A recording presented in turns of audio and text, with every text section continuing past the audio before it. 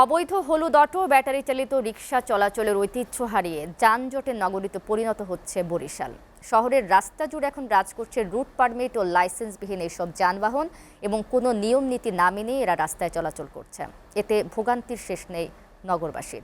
Police commissioner জানান, যানজট নিয়ন্ত্রণে নেওয়া হয়েছে নানা উদ্যোগ। বরিশাল থেকে মুজিবুর রহমানের প্রতিবেদন, ছবি তুলেছেন নারায়ণ সাহা। বাংলার ভ্যানিস খ্যাত বরিশাল ৫৮ বর্গ কিলোমিটারের নগরীতে ৪০০ কিলোমিটার পাকা সড়ক। বর্তমানে শহরে চলছে সিএনজি চালিত ও ব্যাটারি চালিত ৭,৫০০ যানবাহন। এর সঙ্গে যুক্ত হয়েছে অবৈধ ৮,০০০ ব্যাটারি চালিত হলুদ রিকশা। পায়ে চালিত রিকশায় ইঞ্জিন বসিয়ে ব্যাটারি চালিত অবৈধ রিকশা চলছে ২০,০০০। এতে নষ্ট হচ্ছে শহরের শৃঙ্খলা ও পরিবেশ। নগরী রূপাতলী, পলাশপুর, নথুল্লাবাদ, দপদপিয়া ব্রিজ, গড়িয়ারপাড় সদর উপজেলা সহ ১০টি পয়েন্টে প্রতিদিন গড়ে ২টি করে ব্যাটারি চালিত অটোরিকশা তৈরি হয়। এ কারণে প্রতি মাসে নগরীর সড়কে নামছে অন্তত ৬০০ অবৈধ যান। বিভিন্ন দপ্তরেও অভিযোগ দিয়েও সমাধান পাচ্ছে না নগরবাসী। যেমনি খুশি তারা তেমনি চলতেছে, কোনো নিয়ম নীতি তোয়াক্কা তারা করে না।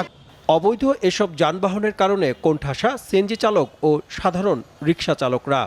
এরা রাস্তাঘাটে চলে, এতে আমাদের প্রচুর রিক্সের মধ্যে আমরা যাতায়াত করি।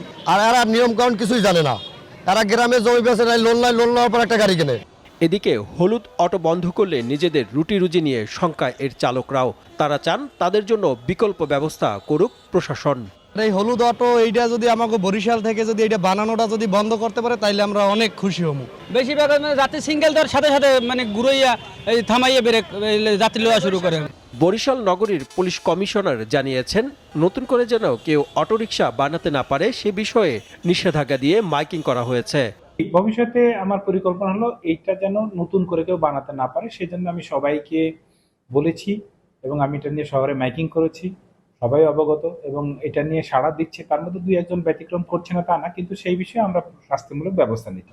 এই পরিস্থিতি এখনই সামাল দেওয়া না গেলে শান্তির নগরের ঐতিহ্য হারিয়ে ভয়াবহ যানজটের শহরে রূপ নেবে বলে আশঙ্কা সচেতন মহলের। STV news desk.